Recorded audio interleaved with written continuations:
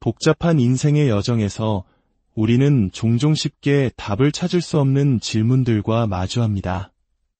마음속 깊은 곳에서 피어나는 욕심과 질투, 가까운 이들과의 끝없는 갈등, 그리고 삶과 죽음이라는 근원적인 물음 앞에서 우리는 때로 길을 잃고 방황합니다. 오늘 우리는 한 지혜로운 스승의 목소리를 통해 이 무거운 마음의 짐을 내려놓고 평화를 찾는 길에 대한 깊은 통찰을 나누고자 합니다. 이야기는 단순히 귀로 듣는 것을 넘어 여러분 각자의 삶을 비추는 거울이 될 것입니다. 이 성찰의 여정을 시작하기에 앞서 이야기를 주변에 나누는 것만으로도 당신은 지혜의 작은 등불을 퍼뜨리는 데 동참하게 됩니다. 구독과 알림 설정은 앞으로의 귀한 사색의 순간들을 놓치지 않도록 이끌어 줄 것입니다. 여러분의 마음에 평온이 깃들기를 기원하며 이제 그 지혜의 문을 열어봅니다. 제1장 욕망이라는 뜨거운 숫덩이 우리에게 고통을 안겨주는 감정들은 어디에서 오는 것일까요? 한 젊은 학생이 무거운 마음으로 입을 열었습니다. 저는 솔직히 욕심도 질투심도 무언가를 바라는 마음도 아주 많습니다. 그런 마음이 커질수록 제 자신이 힘들다는 것을 잘 알면서도 그 마음을 내려놓기가 너무나 어렵습니다. 이로 인해 인간관계는 물론 제 삶의 모든 면에서 나쁜 영향을 받고 있습니다. 감정 기복도 심해져 제 자신이 너무 힘듭니다. 스님, 어떻게 하면 제 마음이 조금 편안해질 수 있을까요? 이 질문에 대한 스승의 답은 날카롭고도 명쾌한 비유로 시작됩니다. 고생을 조금 더 해야겠습니다. 지금 당신이 쥔 욕심이 당신에게 손해라는 것을 알면서도 놓지 못하는 것은 아직 그 고통이 피부로 느껴질 만큼 심각하지 않기 때문입니다. 마치 뜨거운 숫덩이를 손에 쥐고 있는 것과 같습니다. 손에 쥔 것이 뜨겁다고 비명을 지르면서 어떻게 하면 이것을 놓을 수 있나요? 라고 묻는 것과 같아요. 답은 너무나도 간단합니다. 그냥 놓으면 됩니다.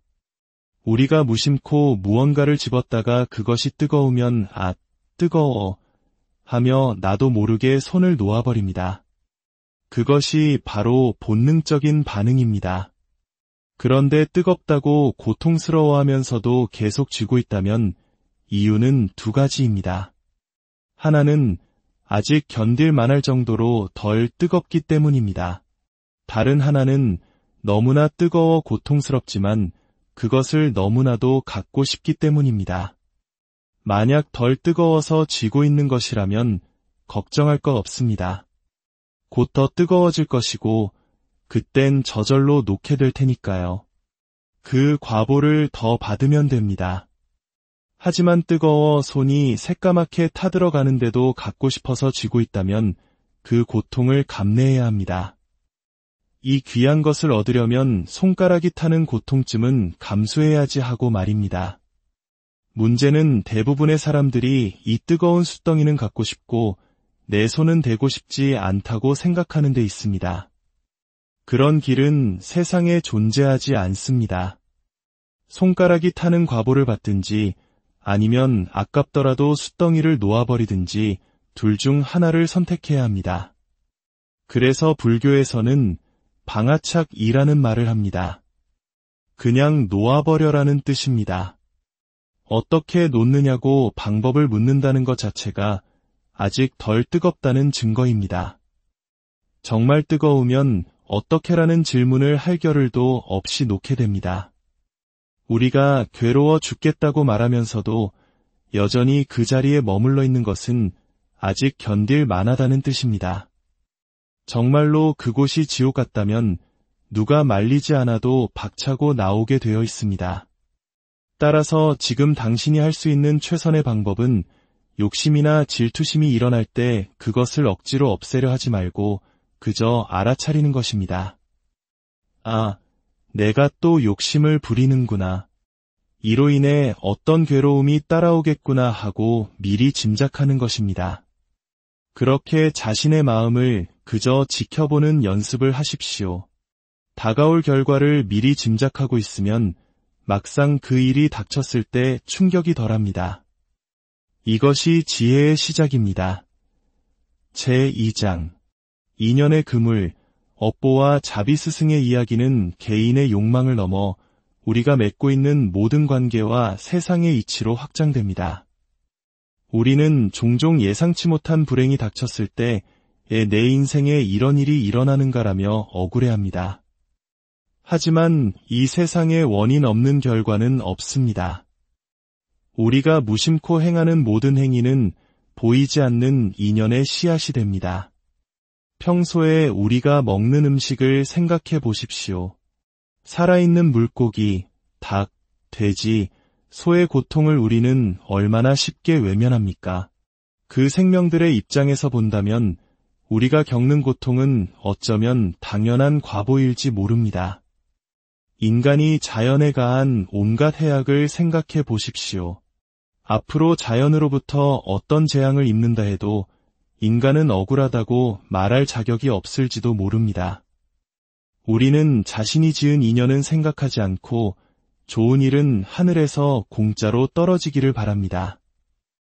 온갖 이기적인 행동을 하면서도 나쁜 결과는 티끌만큼도 나에게 오지 않기를 바랍니다. 그것은 비 오는 날 비를 피해 다니는 것보다 더 어려운 일입니다. 자신의 삶을 직시해야 합니다. 내 안에서 질투심이 불쑥 일어나는 것을 스스로 볼 수 있지 않습니까? 사촌이 땅을 사면 배가 아픈 내 마음을 내가 알지 않습니까? 그렇다면 내가 잘 되었을 때 누군가 나를 시기하고 비난하는 것 또한 당연하게 받아들일 수 있어야 합니다. 모든 것은 인연 따라 오고 가는 것임을 이해하면 어떤 일이 일어나도 크게 흔들리지 않습니다. 하지만 당신은 욕심은 욕심대로 다 부리고 질투는 질투대로 다하면서 결과는 좋은 일만 생기기를 바랍니다. 그런 이기적인 바람은 결코 이루어지지 않습니다. 자신이 지은 인연의 과보는 깊은 바닷속이나 높은 산 속에 숨는다 해도 피할 수가 없습니다. 어차피 피할 수 없다면 수행자는 당당하게 마주해야 합니다. 내가 받아야 할 과보가 있다면 한꺼번에 다 오너라 하고 대담하게 받아들이는 것입니다. 빚을 갚아야 한다면 피하지 말고 깨끗이 청산하고 다시는 빚을 지지 않겠다고 결심해야 합니다. 그래야 인생의 진정한 변화가 시작됩니다. 제3장 관계의 법칙, 다름을 인정하기 고통은 종종 가장 가까운 사람들과의 관계에서 비롯됩니다. 한 청년이 연인과의 갈등에 대해 질문했습니다. 사랑하는 사람과 의견 차이로 자주 충돌합니다. 저는 사실에 근거해서 이야기하려 하지만 상대방은 왜 자신의 의견에 동조해주지 않느냐며 서운해합니다. 침묵하면 제 자신이 답답하고 제 의견을 말하면 갈등이 깊어집니다. 제가 너무 집착이 강한 걸까요? 스승은 관계의 근본적인 착각을 지적합니다. 사랑하든 안 하든 가깝든 멀든 부모든 형제든 이 세상에 나와 견해가 완전히 똑같은 사람은 단 한 명도 없습니다. 이것이 대전제입니다. 우리는 나와 가까운 사람, 특히 사랑하는 사람은 나와 생각이 같아야 한다고 착각합니다. 그 착각 때문에 작은 의견 차이도 큰 문제처럼 느껴지는 것입니다. 남과는 의견이 달라도 크게 문제 삼지 않으면서 유독 가까운 사람과의 다름은 용납하지 못하는 것이 문제입니다. 다른 것은 틀린 것이 아닙니다. 다름을 인정하지 않을 때 갈등이 생기고 다름을 당연하게 받아들이면 갈등은 생기지 않습니다. 물론 머리로는 이해해도 감정적으로는 서운함이 생길 수 있습니다. 우리의 마음은 본능적으로 일치하기를 원하기 때문입니다. 하지만 감정이 이끄는 대로만 살 수는 없습니다. 사람의 생각은 저마다 다를 수밖에 없다고 이성적으로 이해하고 상대의 말을 들으면 감정의 동요는 훨씬 줄어들 것입니다. 상대방이 당신에게 잘난 척하는 것처럼 보인다고 하셨죠. 그것은 상대의 문제가 아니라 그렇게 바라보는 당신의 마음의 문제입니다. 당신은 그 사람을 좋아하게 되었습니까? 그 사람이 가진 잘난 면모 때문이 아니었나요? 그렇다면 그가 자신감 있게 자기 의견을 말하는 것은 어찌 보면 당연한 일입니다. 우리는 종종 좋은 뜻으로 타인의 인생에 관여하려 합니다. 늙으신 부모님이 다투실 때 이제 그만 좀 싸우세요라고 말리는 것처럼 말입니다. 하지만 그분들의 다툼은 수십 년간 쌓아온 그분들 부부의 인연입니다. 자식이 해결해 줄 수 있는 문제가 아닙니다.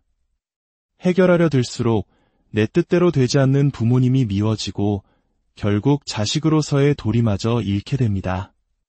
타인의 인생에 관여하지 않을수록 그 사람과의 관계를 더 건강하게 지킬 수 있습니다. 부부 사이에도 부모 자식 사이에도 마찬가지입니다. 상대에게 자유를 주십시오. 그 사람이 나에게 뭐라고 하든 그것은 그 사람의 의견일 뿐입니다. 그 사람의 자유를 존중해 주십시오. 그것이 나와 상대를 모두 평화롭게 하는 길입니다. 제4장. 우리가 좇는 환상, 삶과 죽음 너머 인간의 가장 큰 궁금증 중 하나는 죽음 이후의 세계입니다. 한 질문자가 윤회와 환생에 대해 물었습니다. 불교에서는 사람이 죽으면 환생한다고 하는데 정말 그런 일이 일어나는지 궁금합니다. 천당과 지옥은 정말 있는 걸까요? 스승은 그 질문 자체가 우리를 올가매는 허상임을 일깨워줍니다. 저는 그것이 하나도 궁금하지 않습니다. 환생을 하면 하는 것이고 안 하면 안 하는 것입니다. 그것이 지금의 나와 무슨 상관이 있습니까? 천당과 지옥이 있으면 어떻고 없으면 어떻습니까? 이런 질문이 왜 궁금할까요? 환생이 있다고 믿으면 지금 좋은 일을 해야 할 것 같고 없다고 믿으면 마음대로 살아도 될 것 같기 때문입니다. 결국 게으르고 이기적인 마음에서 비롯된 질문입니다. 자신이 노력해서 삶을 일구는 사람에게 천당이 왜 필요합니까? 환생이 있다면 기독교인도 환생할 것이고 불교인이 아니더라도 착한 사람은 천당에 갈 것입니다. 종교와는 아무런 관계가 없는 문제입니다. 이런 문제는 있다 해도 증명할 수 없고 없다 해도 증명할 수 없습니다. 또한 설령 있든 없든 우리의 현재 삶에 아무런 영향을 주지 못하는 헛생각일 뿐입니다. 이런 망상에 빠져 현재의 소중한 인생을 낭비해서는 안 됩니다. 불교의 핵심은 내세가 있느냐 없느냐를 따지는 것이 아닙니다. 그렇다면 왜 불교의 윤회 사상이 깊이 자리 잡고 있을까요? 불교는 인도에서 시작되었습니다. 사람이 죽으면 다시 태어난다는 윤회 사상은 인도의 전통적인 문화였습니다. 불교가 인도로부터 중국을 거쳐 한국으로 전해지는 과정에서 마치 옷에 다른 문화가 겹쳐지듯 함께 묻어온 것입니다. 제가 입고 있는 이 옷을 보십시오. 가장 안에는 한국의 전통 옷인 한복을 변형한 승복을, 그 위에는 중국 도사들이 입던 장삼을, 그리고 가장 바깥에는 인도의 가사를 걸치고 있습니다. 제 옷 한 벌에 불교가 거쳐온 삼국의 역사가 담겨있는 셈입니다. 이처럼 윤회 사상도 인도의 문화라는 옷을 입고 불교와 함께 온 것이지 불교의 본질 그 자체는 아닙니다. 불교의 진짜 가르침은 깨달음에 있습니다. 어리석음을 깨치고 세상의 이치를 올바르게 알면 번뇌와 괴로움이 사라진다는 것입니다. 죽음 너머의 세계를 궁금해하며 현재를 낭비하지 마십시오. 중요한 것은 지금 이 순간 나의 어리석음을 깨치고 괴로움에서 벗어나는 것입니다. 제5장. 수행의 길, 일상 속의 알아차림 마지막으로 우리는 실천의 문제와 마주합니다. 머리로는 알지만 몸과 마음이 따라주지 않는 현실 앞에서 우리는 어떻게 해야 할까요? 기도할 때 온갖 잡념이 떠오르는 것은 지극히 정상입니다. 그것은 마치 어두운 방에 한 줄기 햇살이 들어왔을 때 비로소 공기 중에 떠다니는 수많은 먼지가 보이는 것과 같습니다. 번뇌는 원래 그곳에 있었습니다. 기도는 단지 마음의 빛을 비춰 늘 존재했지만 보이지 않던 번뇌를 보게 한 것뿐입니다. 그 번뇌를 없애려고 빗자루질을 하면 먼지만 더 일어날 뿐입니다. 그저 알아차리고 하던 기도에 다시 집중하면 됩니다. 깨달음의 장에서 큰 것을 얻었다고 생각했는데 일상으로 돌아오니 예전의 모습으로 돌아가 자신에게 실망한다는 분도 있습니다. 그것 또한 당연한 과정입니다. 담배가 해로운 줄 알면서도 끊지 못하는 것과 같습니다. 수십 년간 쌓아온 습관은 그렇게 쉽게 바뀌지 않습니다. 중요한 것은 나는 왜 이것밖에 안 되나라며 자신을 학대하지 않는 것입니다.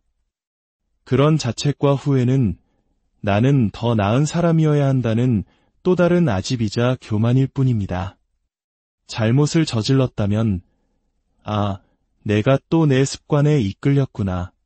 이 행동의 과보는 기꺼이 받겠다. 다음에는 이런 어리석음을 반복하지 않도록 노력해야지 하고 뉘우치고 새로운 원을 세우는 것이 참회입니다. 인생은 누가 대신 살아주지 않습니다. 부처님의 가르침은 이것이 쥐약이다라고 사실을 알려주는 것과 같습니다. 그 약을 먹을지 말지는 각자의 선택입니다. 행복으로 가는 길을 알았으니 그 길을 따르면 됩니다. 행하지 않으면 괴로움의 과보가 따를 것이고 그 또한 자신이 선택한 결과이므로 기꺼이 받아들여야 합니다. 후회하거나 원망하지 마십시오. 그것은 아무런 도움이 되지 않습니다. 그저 매 순간 자신의 마음이 어디로 향하는지 알아차리고 잘못된 길로 들어섰다면 다시 돌아오면 됩니다. 넘어져도 괜찮습니다. 다시 일어나 걷는 것을 포기하지 않는 한 우리는 언젠가 목적지에 다다를 수 있습니다. 마음의 평화로 가는 길은 아득히 먼 목적지가 아니라 매 순간의 호흡과 함께 한 걸음씩 내딛는 지금 여기의 여정입니다. 여러분의 그 여정에 지혜와 자비가 복잡한 인생의 여정에서 우리는 종종 쉽게 답을 찾을 수 없는 질문들과 마주합니다. 마음속 깊은 곳에서 피어나는 욕심과 질투, 가까운 이들과의 끝없는 갈등, 그리고 삶과 죽음이라는 근원적인 물음 앞에서 우리는 때로 길을 잃고 방황합니다. 오늘 우리는 한 지혜로운 스승의 목소리를 통해 이 무거운 마음의 짐을 내려놓고 평화를 찾는 길에 대한 깊은 통찰을 나누고자 합니다. 이야기는 단순히 귀로 듣는 것을 넘어 여러분 각자의 삶을 비추는 거울이 될 것입니다. 이 성찰의 여정을 시작하기에 앞서 이 이야기를 주변에 나누는 것만으로도 당신은 지혜의 작은 등불을 퍼뜨리는 데 동참하게 됩니다. 구독과 알림 설정은 앞으로의 귀한 사색의 순간들을 놓치지 않도록 이끌어 줄 것입니다. 여러분의 마음에 평온이 깃들기를 기원하며 이제 그 지혜의 문을 열어봅니다. 제1장 욕망이라는 뜨거운 숫덩이 우리에게 고통을 안겨주는 감정들은 어디에서 오는 것일까요? 한 젊은 학생이 무거운 마음으로 입을 열었습니다. 저는 솔직히 욕심도 질투심도 무언가를 바라는 마음도 아주 많습니다. 그런 마음이 커질수록 제 자신이 힘들다는 것을 잘 알면서도 그 마음을 내려놓기가 너무나 어렵습니다. 이로 인해 인간관계는 물론 제 삶의 모든 면에서 나쁜 영향을 받고 있습니다. 감정 기복도 심해져 제 자신이 너무 힘듭니다. 스님, 어떻게 하면 제 마음이 조금 편안해질 수 있을까요? 이 질문에 대한 스승의 답은 날카롭고도 명쾌한 비유로 시작됩니다. 고생을 조금 더 해야겠습니다. 지금 당신이 쥔 욕심이 당신에게 손해라는 것을 알면서도 놓지 못하는 것은 아직 그 고통이 피부로 느껴질 만큼 심각하지 않기 때문입니다. 마치 뜨거운 숫덩이를 손에 쥐고 있는 것과 같습니다. 손에 쥔 것이 뜨겁다고 비명을 지르면서 어떻게 하면 이것을 놓을 수 있나요? 라고 묻는 것과 같아요. 답은 너무나도 간단합니다. 그냥 놓으면 됩니다. 우리가 무심코 무언가를 집었다가 그것이 뜨거우면 아, 뜨거워 하며 나도 모르게 손을 놓아버립니다. 그것이 바로 본능적인 반응입니다. 그런데 뜨겁다고 고통스러워하면서도 계속 쥐고 있다면 이유는 두 가지입니다. 하나는 아직 견딜 만할 정도로 덜 뜨겁기 때문입니다. 다른 하나는 너무나 뜨거워 고통스럽지만 그것을 너무나도 갖고 싶기 때문입니다. 만약 덜 뜨거워서 쥐고 있는 것이라면 걱정할 것 없습니다. 곧 더 뜨거워질 것이고 그땐 저절로 놓게 될 테니까요. 그 과보를 더 받으면 됩니다. 하지만 뜨거워 손이 새까맣게 타들어가는데도 갖고 싶어서 쥐고 있다면 그 고통을 감내해야 합니다. 이 귀한 것을 얻으려면 손가락이 타는 고통쯤은 감수해야지 하고 말입니다. 문제는 대부분의 사람들이 이 뜨거운 숫덩이는 갖고 싶고 내 손은 대고 싶지 않다고 생각하는 데 있습니다. 그런 길은 세상에 존재하지 않습니다. 손가락이 타는 과보를 받든지 아니면 아깝더라도 숫덩이를 놓아버리든지 둘 중 하나를 선택해야 합니다. 그래서 불교에서는 방아착이라는 말을 합니다. 그냥 놓아버려라는 뜻입니다. 어떻게 놓느냐고 방법을 묻는다는 것 자체가 아직 덜 뜨겁다는 증거입니다. 정말 뜨거우면 어떻게라는 질문을 할 겨를도 없이 놓게 됩니다. 우리가 괴로워 죽겠다고 말하면서도 여전히 그 자리에 머물러 있는 것은 아직 견딜 만하다는 뜻입니다. 정말로 그곳이 지옥 같다면 누가 말리지 않아도 박차고 나오게 되어 있습니다. 따라서 지금 당신이 할 수 있는 최선의 방법은 욕심이나 질투심이 일어날 때 그것을 억지로 없애려 하지 말고 그저 알아차리는 것입니다. 아, 내가 또 욕심을 부리는구나. 이로 인해 어떤 괴로움이 따라오겠구나 하고 미리 짐작하는 것입니다. 그렇게 자신의 마음을 그저 지켜보는 연습을 하십시오. 다가올 결과를 미리 짐작하고 있으면 막상 그 일이 닥쳤을 때 충격이 덜합니다. 이것이 지혜의 시작입니다. 제2장 인연의 그물, 업보와 자비스승의 이야기는 개인의 욕망을 넘어 우리가 맺고 있는 모든 관계와 세상의 이치로 확장됩니다. 우리는 종종 예상치 못한 불행이 닥쳤을 때 내 인생에 이런 일이 일어나는가라며 억울해합니다.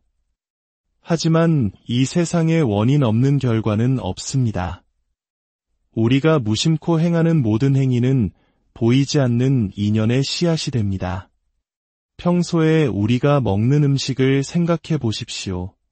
살아있는 물고기, 닭, 돼지, 소의 고통을 우리는 얼마나 쉽게 외면합니까? 그 생명들의 입장에서 본다면 우리가 겪는 고통은 어쩌면 당연한 과보일지 모릅니다. 인간이 자연에 가한 온갖 해악을 생각해 보십시오. 앞으로 자연으로부터 어떤 재앙을 입는다 해도 인간은 억울하다고 말할 자격이 없을지도 모릅니다. 우리는 자신이 지은 인연은 생각하지 않고 좋은 일은 하늘에서 공짜로 떨어지기를 바랍니다. 온갖 이기적인 행동을 하면서도 나쁜 결과는 티끌만큼도 나에게 오지 않기를 바랍니다. 그것은 비 오는 날 비를 피해 다니는 것보다 더 어려운 일입니다. 자신의 삶을 직시해야 합니다. 내 안에서 질투심이 불쑥 일어나는 것을 스스로 볼 수 있지 않습니까? 사촌이 땅을 사면 배가 아픈 내 마음을 내가 알지 않습니까? 그렇다면 내가 잘 되었을 때 누군가 나를 시기하고 비난하는 것 또한 당연하게 받아들일 수 있어야 합니다. 모든 것은 인연 따라 오고 가는 것임을 이해하면 어떤 일이 일어나도 크게 흔들리지 않습니다. 하지만 당신은 욕심은 욕심대로 다 부리고 질투는 질투대로 다하면서 결과는 좋은 일만 생기기를 바랍니다.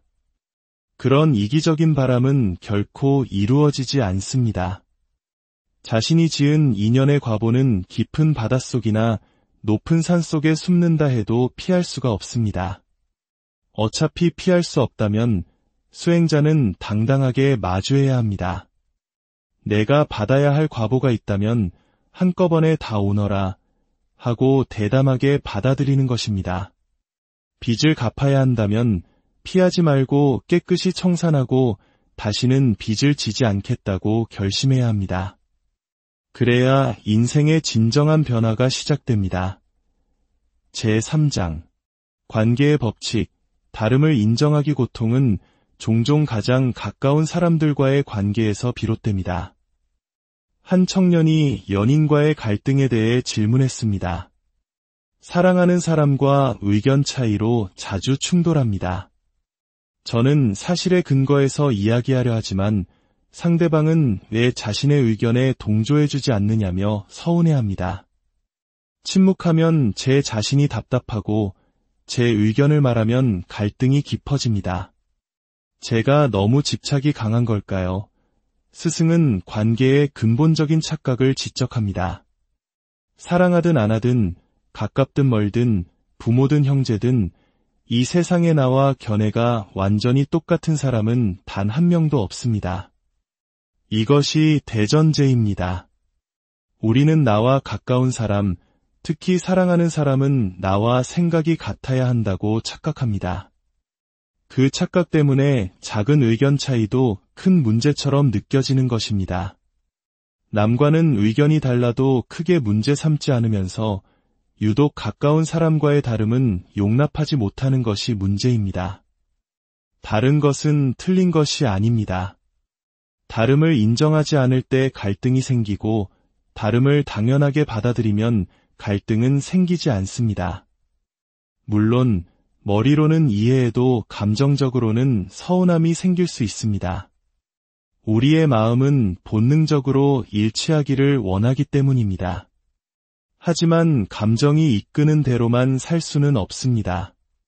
사람의 생각은 저마다 다를 수밖에 없다고 이성적으로 이해하고 상대의 말을 들으면 감정의 동요는 훨씬 줄어들 것입니다. 상대방이 당신에게 잘난 척하는 것처럼 보인다고 하셨죠.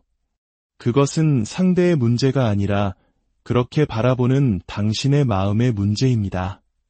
당신은 그 사람을 좋아하게 되었습니까? 그 사람이 가진 잘난 면모 때문이 아니었나요? 그렇다면 그가 자신감 있게 자기 의견을 말하는 것은 어찌 보면 당연한 일입니다. 우리는 종종 좋은 뜻으로 타인의 인생에 관여하려 합니다. 늙으신 부모님이 다투실 때 이제 그만 좀 싸우세요라고 말리는 것처럼 말입니다. 하지만 그분들의 다툼은 수십 년간 쌓아온 그분들 부부의 인연입니다. 자식이 해결해 줄 수 있는 문제가 아닙니다. 해결하려 들수록 내 뜻대로 되지 않는 부모님이 미워지고 결국 자식으로서의 도리마저 잃게 됩니다. 타인의 인생에 관여하지 않을수록 그 사람과의 관계를 더 건강하게 지킬 수 있습니다. 부부 사이에도 부모 자식 사이에도 마찬가지입니다. 상대에게 자유를 주십시오. 그 사람이 나에게 뭐라고 하든 그것은 그 사람의 의견일 뿐입니다. 그 사람의 자유를 존중해 주십시오. 그것이 나와 상대를 모두 평화롭게 하는 길입니다. 제4장 우리가 좇는 환상, 삶과 죽음 너머 인간의 가장 큰 궁금증 중 하나는 죽음 이후의 세계입니다. 한 질문자가 윤회와 환생에 대해 물었습니다. 불교에서는 사람이 죽으면 환생한다고 하는데 정말 그런 일이 일어나는지 궁금합니다. 천당과 지옥은 정말 있는 걸까요?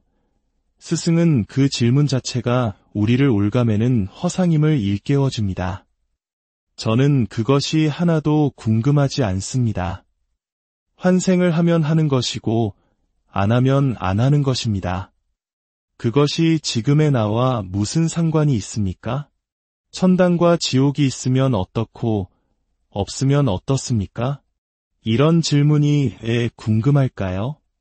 환생이 있다고 믿으면 지금 좋은 일을 해야 할 것 같고, 없다고 믿으면 마음대로 살아도 될 것 같기 때문입니다. 결국 게으르고 이기적인 마음에서 비롯된 질문입니다. 자신이 노력해서 삶을 일구는 사람에게 천당이 왜 필요합니까?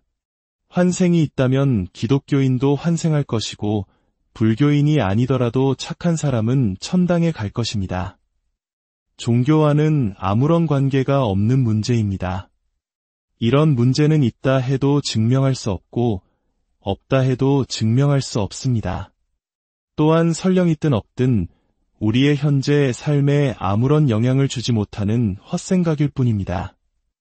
이런 망상에 빠져 현재의 소중한 인생을 낭비해서는 안 됩니다.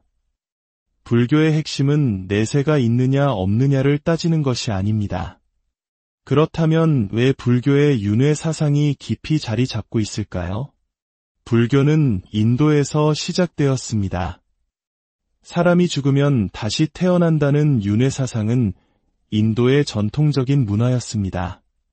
불교가 인도로부터 중국을 거쳐 한국으로 전해지는 과정에서 마치 옷에 다른 문화가 겹쳐지듯 함께 묻어온 것입니다. 제가 입고 있는 이 옷을 보십시오. 가장 안에는 한국의 전통 옷인 한복을 변형한 승복을, 그 위에는 중국 도사들이 입던 장삼을, 그리고 가장 바깥에는 인도의 가사를 걸치고 있습니다. 제 옷 한 벌에 불교가 거쳐온 삼국의 역사가 담겨 있는 셈입니다. 이처럼 윤회 사상도 인도의 문화라는 옷을 입고 불교와 함께 온 것이지 불교의 본질 그 자체는 아닙니다. 불교의 진짜 가르침은 깨달음에 있습니다. 어리석음을 깨치고 세상의 이치를 올바르게 알면 번뇌와 괴로움이 사라진다는 것입니다. 죽음 너머의 세계를 궁금해하며 현재를 낭비하지 마십시오. 중요한 것은 지금 이 순간 나의 어리석음을 깨치고 괴로움에서 벗어나는 것입니다. 제5장 수행의 길, 일상 속의 알아차림 마지막으로 우리는 실천의 문제와 마주합니다. 머리로는 알지만 몸과 마음이 따라주지 않는 현실 앞에서 우리는 어떻게 해야 할까요? 기도할 때 온갖 잡념이 떠오르는 것은 지극히 정상입니다. 그것은 마치 어두운 방에 한 줄기 햇살이 들어왔을 때 비로소 공기 중에 떠다니는 수많은 먼지가 보이는 것과 같습니다. 번뇌는 원래 그곳에 있었습니다. 기도는 단지 마음의 빛을 비춰 늘 존재했지만 보이지 않던 번뇌를 보게 한 것뿐입니다. 그 번뇌를 없애려고 빗자루질을 하면 먼지만 더 일어날 뿐입니다. 그저 알아차리고 하던 기도에 다시 집중하면 됩니다. 깨달음의 장에서 큰 것을 얻었다고 생각했는데 일상으로 돌아오니 예전의 모습으로 돌아가 자신에게 실망한다는 분도 있습니다. 그것 또한 당연한 과정입니다. 담배가 해로운 줄 알면서도 끊지 못하는 것과 같습니다. 수십 년간 쌓아온 습관은 그렇게 쉽게 바뀌지 않습니다. 중요한 것은 나는 왜 이것밖에 안 되나라며 자신을 학대하지 않는 것입니다. 그런 자책과 후회는 나는 더 나은 사람이어야 한다는 또 다른 아집이자 교만일 뿐입니다. 잘못을 저질렀다면 내가 또 내 습관에 이끌렸구나. 이 행동의 과보는 기꺼이 받겠다. 다음에는 이런 어리석음을 반복하지 않도록 노력해야지 하고 뉘우치고 새로운 원을 세우는 것이 참회입니다. 인생은 누가 대신 살아주지 않습니다. 부처님의 가르침은 이것이 쥐약이다라고 사실을 알려주는 것과 같습니다. 그 약을 먹을지 말지는 각자의 선택입니다.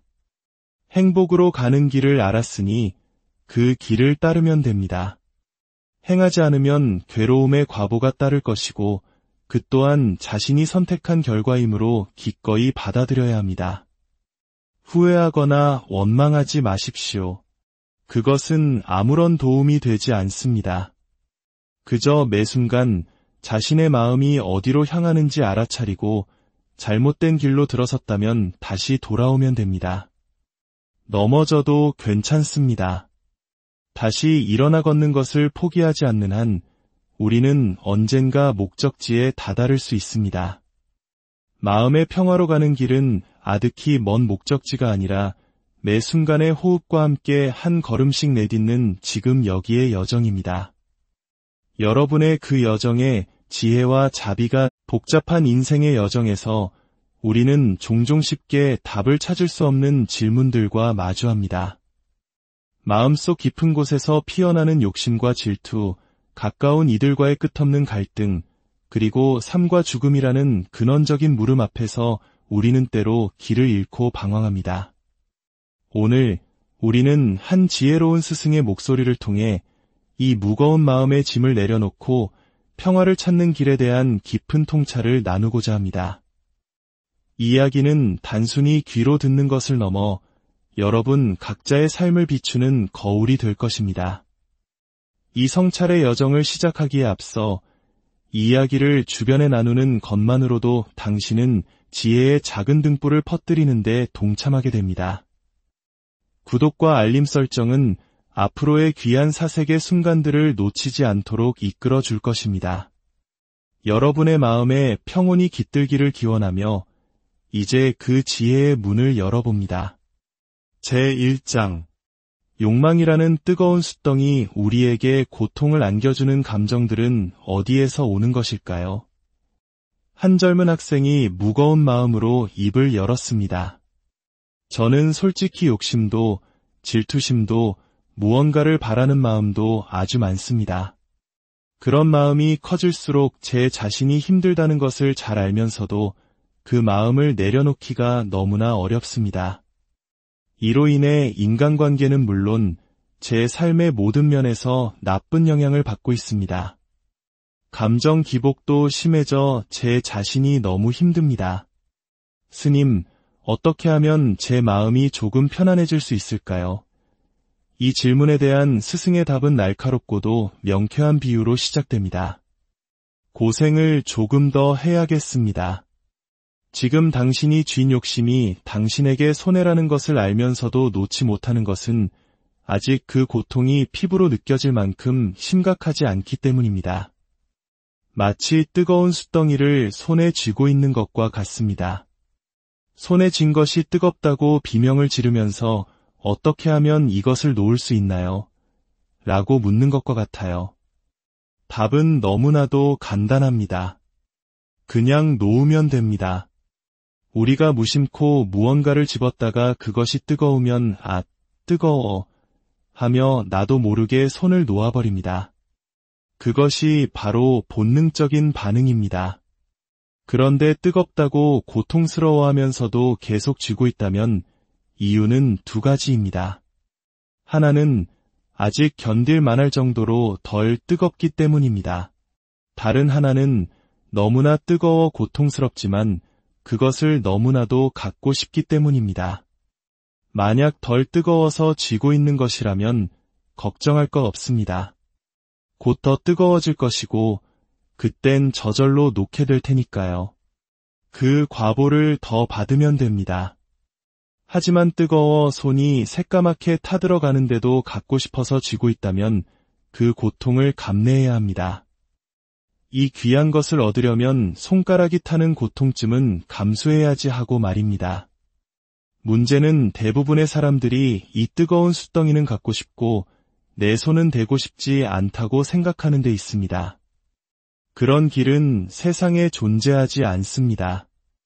손가락이 타는 과보를 받든지 아니면 아깝더라도 숫덩이를 놓아버리든지 둘 중 하나를 선택해야 합니다.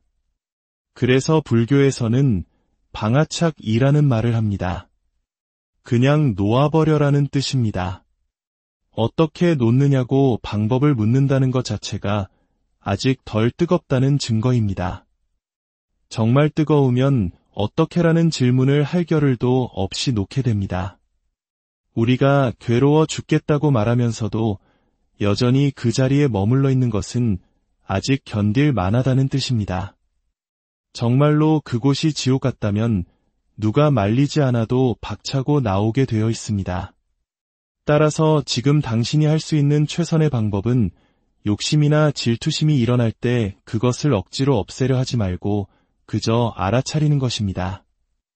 아, 내가 또 욕심을 부리는구나. 이로 인해 어떤 괴로움이 따라오겠구나 하고 미리 짐작하는 것입니다. 그렇게 자신의 마음을 그저 지켜보는 연습을 하십시오. 다가올 결과를 미리 짐작하고 있으면 막상 그 일이 닥쳤을 때 충격이 덜합니다. 이것이 지혜의 시작입니다. 제2장 인연의 그물, 업보와 자비 스승의 이야기는 개인의 욕망을 넘어 우리가 맺고 있는 모든 관계와 세상의 이치로 확장됩니다.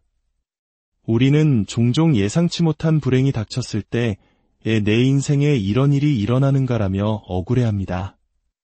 하지만 이 세상에 원인 없는 결과는 없습니다. 우리가 무심코 행하는 모든 행위는 보이지 않는 인연의 씨앗이 됩니다. 평소에 우리가 먹는 음식을 생각해 보십시오. 살아있는 물고기, 닭, 돼지, 소의 고통을 우리는 얼마나 쉽게 외면합니까? 그 생명들의 입장에서 본다면 우리가 겪는 고통은 어쩌면 당연한 과보일지 모릅니다. 인간이 자연에 가한 온갖 해악을 생각해 보십시오. 앞으로 자연으로부터 어떤 재앙을 입는다 해도 인간은 억울하다고 말할 자격이 없을지도 모릅니다. 우리는 자신이 지은 인연은 생각하지 않고 좋은 일은 하늘에서 공짜로 떨어지기를 바랍니다. 온갖 이기적인 행동을 하면서도 나쁜 결과는 티끌만큼도 나에게 오지 않기를 바랍니다. 그것은 비 오는 날 비를 피해 다니는 것보다 더 어려운 일입니다. 자신의 삶을 직시해야 합니다. 내 안에서 질투심이 불쑥 일어나는 것을 스스로 볼 수 있지 않습니까? 사촌이 땅을 사면 배가 아픈 내 마음을 내가 알지 않습니까? 그렇다면 내가 잘 되었을 때 누군가 나를 시기하고 비난하는 것 또한 당연하게 받아들일 수 있어야 합니다. 모든 것은 인연 따라 오고 가는 것임을 이해하면 어떤 일이 일어나도 크게 흔들리지 않습니다. 하지만 당신은 욕심은 욕심대로 다 부리고 질투는 질투대로 다하면서 결과는 좋은 일만 생기기를 바랍니다. 그런 이기적인 바람은 결코 이루어지지 않습니다. 자신이 지은 인연의 과보는 깊은 바닷속이나 높은 산 속에 숨는다 해도 피할 수가 없습니다. 어차피 피할 수 없다면 수행자는 당당하게 마주해야 합니다. 내가 받아야 할 과보가 있다면 한꺼번에 다 오너라 하고 대담하게 받아들이는 것입니다. 빚을 갚아야 한다면 피하지 말고 깨끗이 청산하고 다시는 빚을 지지 않겠다고 결심해야 합니다. 그래야 인생의 진정한 변화가 시작됩니다. 제3장 관계의 법칙, 다름을 인정하기 고통은 종종 가장 가까운 사람들과의 관계에서 비롯됩니다. 한 청년이 연인과의 갈등에 대해 질문했습니다. 사랑하는 사람과 의견 차이로 자주 충돌합니다.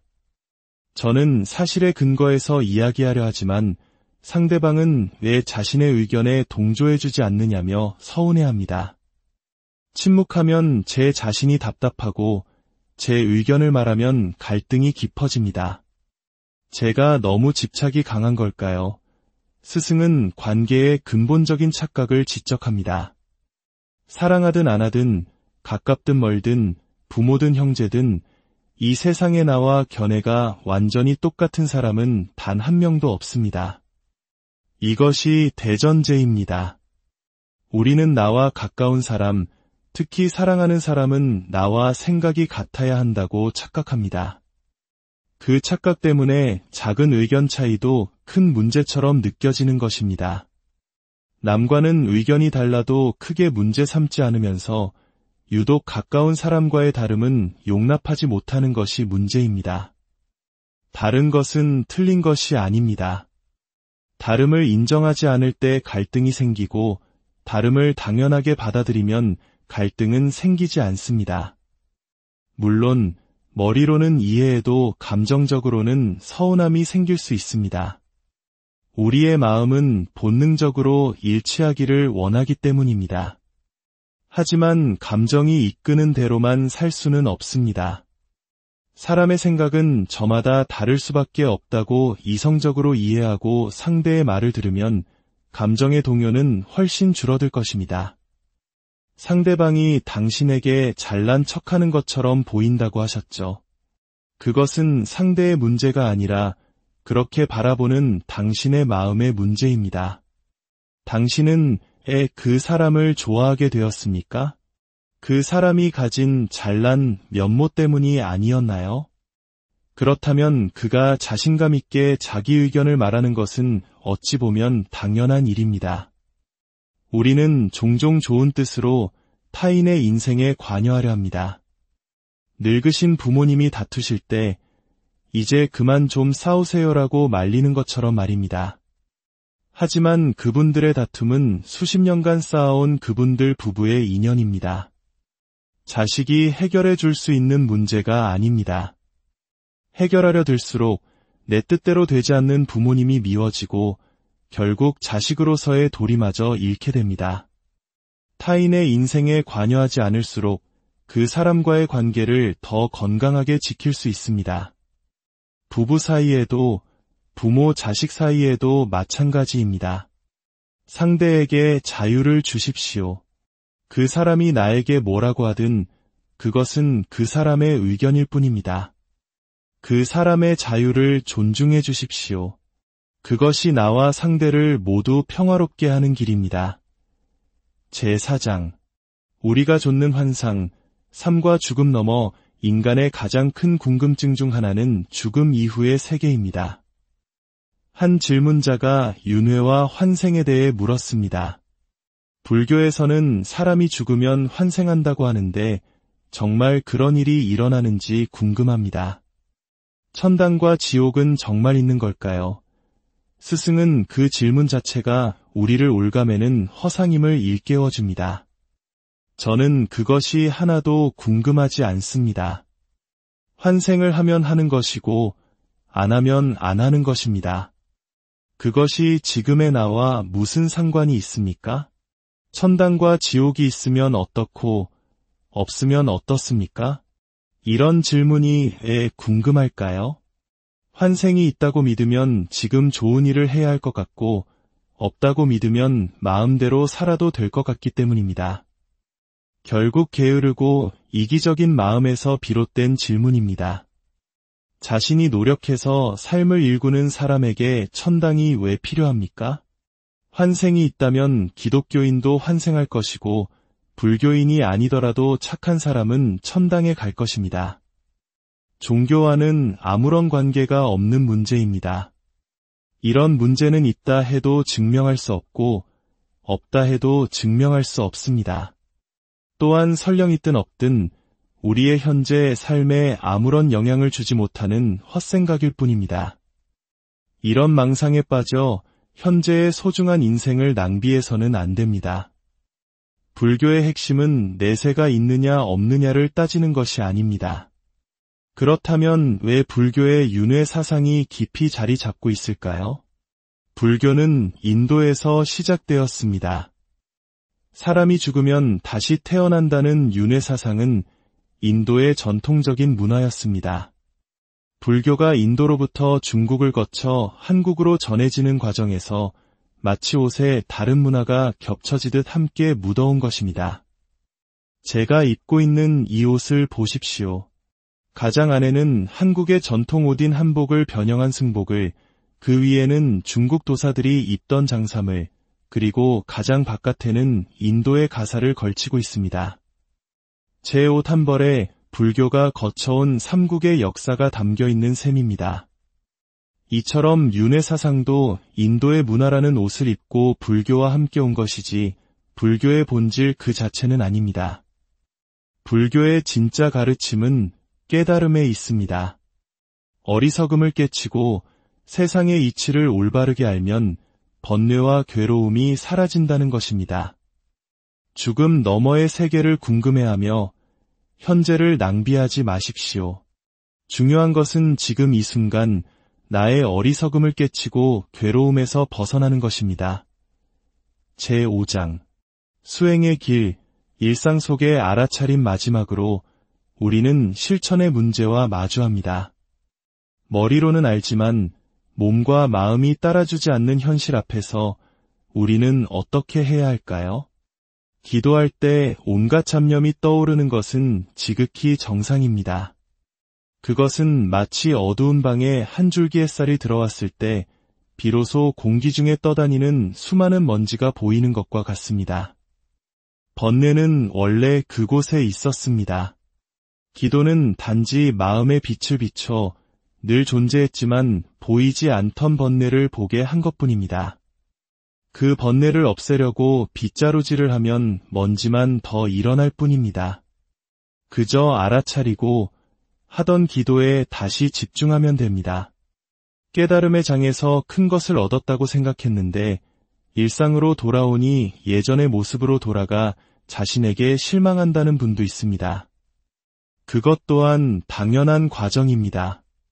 담배가 해로운 줄 알면서도 끊지 못하는 것과 같습니다.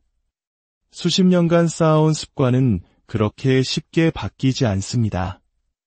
중요한 것은 나는 왜 이것밖에 안 되나라며 자신을 학대하지 않는 것입니다. 그런 자책과 후회는 나는 더 나은 사람이어야 한다는 또 다른 아집이자 교만일 뿐입니다. 잘못을 저질렀다면 내가 또 내 습관에 이끌렸구나. 이 행동의 과보는 기꺼이 받겠다. 다음에는 이런 어리석음을 반복하지 않도록 노력해야지 하고 뉘우치고 새로운 원을 세우는 것이 참회입니다. 인생은 누가 대신 살아주지 않습니다. 부처님의 가르침은 이것이 쥐약이다라고 사실을 알려주는 것과 같습니다. 그 약을 먹을지 말지는 각자의 선택입니다. 행복으로 가는 길을 알았으니 그 길을 따르면 됩니다. 행하지 않으면 괴로움의 과보가 따를 것이고 그 또한 자신이 선택한 결과이므로 기꺼이 받아들여야 합니다. 후회하거나 원망하지 마십시오. 그것은 아무런 도움이 되지 않습니다. 그저 매 순간 자신의 마음이 어디로 향하는지 알아차리고 잘못된 길로 들어섰다면 다시 돌아오면 됩니다. 넘어져도 괜찮습니다. 다시 일어나 걷는 것을 포기하지 않는 한 우리는 언젠가 목적지에 다다를 수 있습니다. 마음의 평화로 가는 길은 아득히 먼 목적지가 아니라 매 순간의 호흡과 함께 한 걸음씩 내딛는 지금 여기의 여정입니다. 여러분의 그 여정에 지혜와 자비가 복잡한 인생의 여정에서 우리는 종종 쉽게 답을 찾을 수 없는 질문들과 마주합니다. 마음속 깊은 곳에서 피어나는 욕심과 질투, 가까운 이들과의 끝없는 갈등, 그리고 삶과 죽음이라는 근원적인 물음 앞에서 우리는 때로 길을 잃고 방황합니다. 오늘 우리는 한 지혜로운 스승의 목소리를 통해 이 무거운 마음의 짐을 내려놓고 평화를 찾는 길에 대한 깊은 통찰을 나누고자 합니다. 이야기는 단순히 귀로 듣는 것을 넘어 여러분 각자의 삶을 비추는 거울이 될 것입니다. 이 성찰의 여정을 시작하기에 앞서 이야기를 주변에 나누는 것만으로도 당신은 지혜의 작은 등불을 퍼뜨리는 데 동참하게 됩니다. 구독과 알림 설정은 앞으로의 귀한 사색의 순간들을 놓치지 않도록 이끌어 줄 것입니다. 여러분의 마음에 평온이 깃들기를 기원하며 이제 그 지혜의 문을 열어봅니다. 제1장 욕망이라는 뜨거운 숯덩이 우리에게 고통을 안겨주는 감정들은 어디에서 오는 것일까요? 한 젊은 학생이 무거운 마음으로 입을 열었습니다. 저는 솔직히 욕심도 질투심도 무언가를 바라는 마음도 아주 많습니다. 그런 마음이 커질수록 제 자신이 힘들다는 것을 잘 알면서도 그 마음을 내려놓기가 너무나 어렵습니다. 이로 인해 인간관계는 물론 제 삶의 모든 면에서 나쁜 영향을 받고 있습니다. 감정 기복도 심해져 제 자신이 너무 힘듭니다. 스님, 어떻게 하면 제 마음이 조금 편안해질 수 있을까요? 이 질문에 대한 스승의 답은 날카롭고도 명쾌한 비유로 시작됩니다. 고생을 조금 더 해야겠습니다. 지금 당신이 쥔 욕심이 당신에게 손해라는 것을 알면서도 놓지 못하는 것은 아직 그 고통이 피부로 느껴질 만큼 심각하지 않기 때문입니다. 마치 뜨거운 숯덩이를 손에 쥐고 있는 것과 같습니다. 손에 쥔 것이 뜨겁다고 비명을 지르면서 어떻게 하면 이것을 놓을 수 있나요? 라고 묻는 것과 같아요. 답은 너무나도 간단합니다. 그냥 놓으면 됩니다. 우리가 무심코 무언가를 집었다가 그것이 뜨거우면 아, 뜨거워 하며 나도 모르게 손을 놓아버립니다. 그것이 바로 본능적인 반응입니다. 그런데 뜨겁다고 고통스러워하면서도 계속 쥐고 있다면 이유는 두 가지입니다. 하나는 아직 견딜 만할 정도로 덜 뜨겁기 때문입니다. 다른 하나는 너무나 뜨거워 고통스럽지만 그것을 너무나도 갖고 싶기 때문입니다. 만약 덜 뜨거워서 쥐고 있는 것이라면 걱정할 것 없습니다. 곧 더 뜨거워질 것이고 그땐 저절로 놓게 될 테니까요. 그 과보를 더 받으면 됩니다. 하지만 뜨거워 손이 새까맣게 타들어가는데도 갖고 싶어서 쥐고 있다면 그 고통을 감내해야 합니다.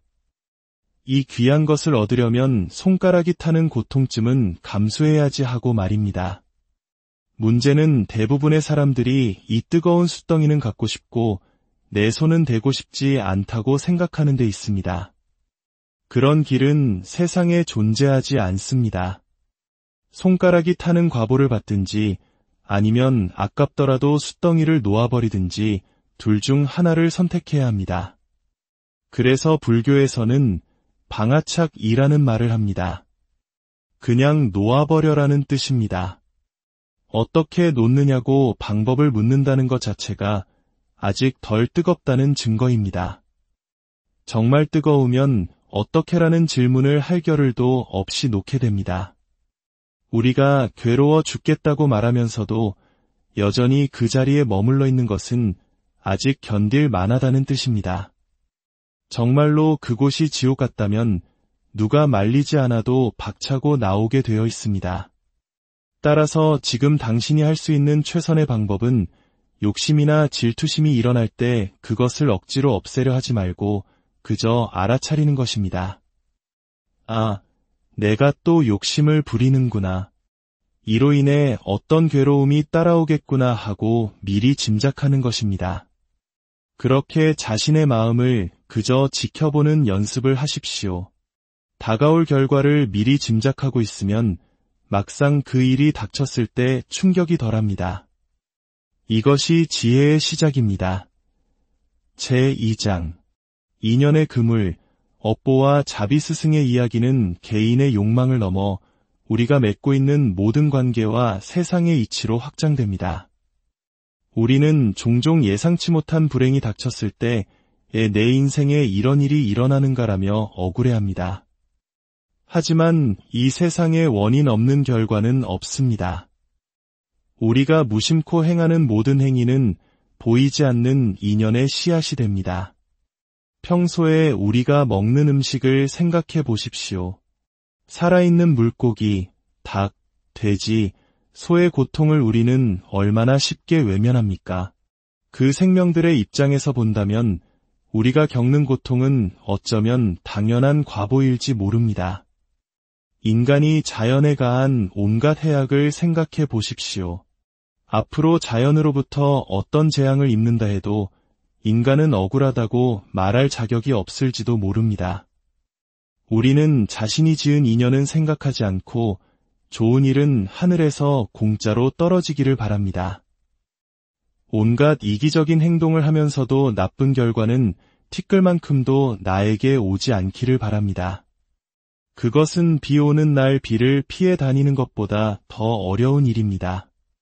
자신의 삶을 직시해야 합니다. 내 안에서 질투심이 불쑥 일어나는 것을 스스로 볼 수 있지 않습니까? 사촌이 땅을 사면 배가 아픈 내 마음을 내가 알지 않습니까? 그렇다면 내가 잘 되었을 때 누군가 나를 시기하고 비난하는 것 또한 당연하게 받아들일 수 있어야 합니다.